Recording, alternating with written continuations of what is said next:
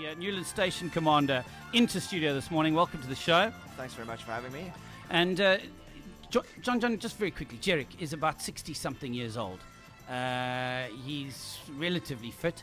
What does it take to be a VWS volunteer? Well, the only requirement we have is that you're over 18. So that's really it. But fitness is obviously quite important. Having said that, we do have other roles. So if you aren't quite as fit, there's always the ability to be a driver if you're a good driver and quite responsible behind the wheel. And then there's other functions like logistics, keeping the vehicles on the road, getting food to firefighters, manning the control room and the planning room, and helping behind the scenes. I think he would do very well getting the food because he sells ice cream, lollies and flowers, and he's all about stuff. So I think he could be very good in that capacity. Sounds fantastic. Tell me, what do you look for in somebody that wants to be a member of VWS? You've said they've got to be over the age of 18, and you don't really mind because they can fit anything, but they can fit any role. But I have a friend that was young and fit. He went through the training, and he qualified, but now he's rethinking whether to continue because he said it was tough training. Well, it's not easy. We're putting people into an environment that is stressful, so we obviously got to make sure that they are able to do that. Mental capacity.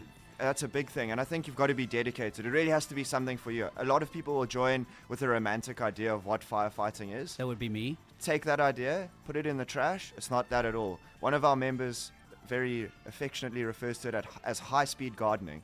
We do hard manual labor with a fire behind you in a hot, difficult environment. Okay, so you've got to be physically fit and mentally fit for this. You're all volunteers. Do you receive a stipend or any form of payment for your time? Absolutely nothing. We do it out of the goodness of our hearts and because we love doing it and we're passionate. So all the money that's raised when you do these fundraisings, where does that go to? So primarily to our operational requirements. So keeping vehicles on the road, keeping firefighters kitted with the best PPE we can afford, buying new vehicles to expand our fleet, and hopefully opening some new bases. Oh, hopefully opening new bases. That sounds very exciting. Yeah, this last year we opened a base in Grabo, Okay. and we are always looking to grow as we can and become a bigger force around the country.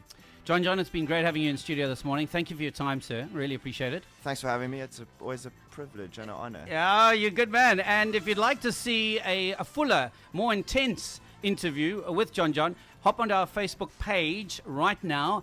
That's facebook.com/magic828am, and you can go and watch the full interview that we've done with Jon-Jon Emary, the Newlands Station Commander there. Back to the Magic Memories, Shalimar and A Night to Remember. Very good morning to you from the high chair. I figured, seeing as talking to the volunteer wildfire services who get very high up into the mountains, I should have a similar height. But I see that I'm now higher than Table Mountain at the moment, so let's come down a couple of levels, where I'm joined today by Newlands Station Commander for VWS, Jon-Jon Emary. Thank you very much for your time this morning. Oh, thanks for having me. It really is a privilege. Give us a little bit of insight into the work of volunteer wildfire services, because obviously we've seen you out and about during the fires, but I don't think a lot of people know exactly what it is that you get up to. So we're just a bunch of normal people, about 250 volunteers spread across 4 bases around the greater Cape area. So we've got a base in Newlands, which is our founding base, and we've got a base in Yongazuk, out in Fishhoek, and one in Grabo. Then we are a bunch of crazy people that love going up into the mountain and fighting fires. Is that the primary function of VWS? So yes, that is our primary function. We are partnered with Table Mountain National Park, Cape Nature, and Overberg District Municipality, and we fight fires under their auspices and control in their regions. Are you on duty all the time, or how does it work? So we are on call 24/7. During summer, we do standby shifts over weekends at our various bases. But aside from that, just a quick SMS call out, and we'll be there as soon as possible. John, who are the volunteers? What are they made up of? Cheapers. That's like asking, well, who are the people that live in Cape Town? It really is a hugely varied bunch of people, from students that are busy with their degrees to people that have been in the working world for 10, 15, 20, 30 years, people that have retired, all walks of life, and that's what's great about it.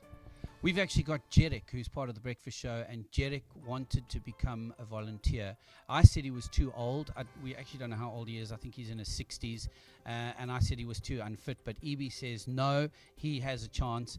What's the answer on that? Does he have a chance? Well, we have different functions within the organization. So if you want to be a full-on firefighter, obviously you need to be fit. We have a fitness evaluation, so you need to be able to do 4.8 Ks with a 20-kilo backpack in under 45 minutes, and you can't run. But we have other functions like drivers and people that work in logistics and in the control room and that sort of stuff. So there's always a place for everybody. That's fantastic to know, Jon-Jon, and especially for Jerick. I'd like to ask, really, in terms of the teams, describe the average team that heads out into the wild. So the team is made up of 8 individuals. You've got a crew leader who's obviously in charge of that team, an assistant crew leader who assists that crew leader, and then you've got 7 other people that are there to fight the fire, as well as the driver whose responsibility really is to get the guys to and from the line safely. And the makeup of these teams, I mean, do you have women that are a part of volunteer wildfire services? So yes, we do. Currently it's about 70% male, 30% female, which is quite a nice mix. And I'll be very honest, that the women at the VWS are bloody incredible.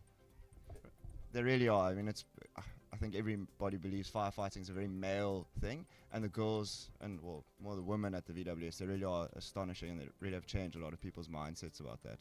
Fantastic. Do you respond to urban fires? So the volunteer wildfire services, I think that answers your question. We only deal with wildfires. The City of Cape Town's Fire and Rescue Services do a sterling job of dealing with the fires within the urban area and with road incidents. Given that you are out there in the wild, what is the sort of training that you undergo to be prepared?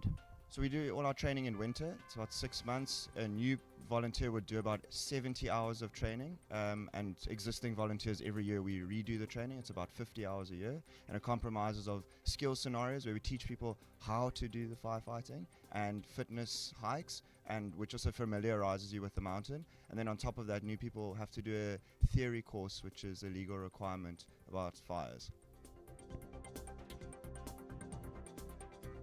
Jon-Jon, give us an idea of what a typical call-out entails. So fires generally start either late in the afternoon, early evening, and often really early in the morning. So we'll get an SMS call out. So whether that's at 4 p.m. or 2 a.m., get ready, put your kits on, go to base, sign in, get in the vehicle, head out to the fire. On scene, you always get a briefing from your crew leader or the incident commander, who's obviously in charge of everything that's going on. Head out into the mountain, fight the fire, get stood down 8 to 10 hours later, go home, shower, and often we just cruise straight to work.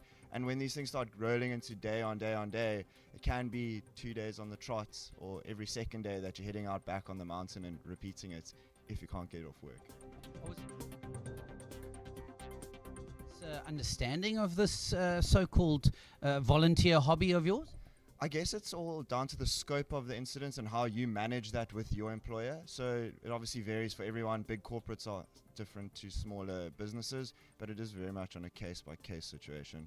So you respond, you head out to a fire. What do you personally carry on you? So obviously we fully donned in our PPE, so thick trousers, a thick shirt, have another jacket as well, helmet, goggles, flash hood, gloves, always carrying a pack, so you got 4 liters of water, food, warm and dry clothes.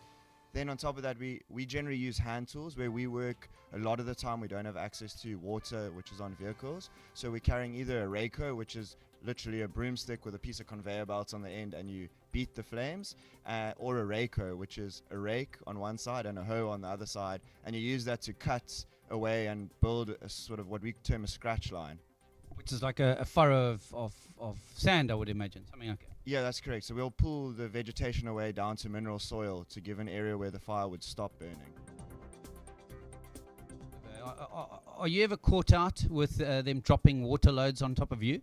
Well, generally, yellow is a good target. We stand out on the mountain, and what happens is the 2 types of firefighting complement each other. So the helicopters will come in, they'll cool down the vegetation, they'll drop the flame height, and then people can get in to put out the flames, and to secure it. So often we do get hit with water, but it's quite nice, actually. Jon-Jon, bringing it back to you specifically, in your uniform here, why did you volunteer to be a wildfire firefighter? Well, I guess the cheesy answer is every boy wants to be a firefighter and fly around in helicopters. But the real truth is that I wanted to give back, and I was contemplating a couple of things, and it really had a big appeal for me. And I always have thought that it's really important to find that thing that you enjoy doing to give back, so it's like a real enjoyable task. I honestly, there's a lot of things that other people do to give back to the community that don't appeal to me, and this really appealed to me. Jon-Jon, I guess on behalf of Magic 828 AM and the entire community of listeners to our station, we would like to thank you and your great team of men and women that go out there and put your life on the line to try and save property and lives here in the Western Cape. So big thank you to you from Magic 828. We really do appreciate the work you do. I think from our side, it's always a big thank you. We often get termed as heroes, but the real heroes are the people that support us and allow us to do what we want to do.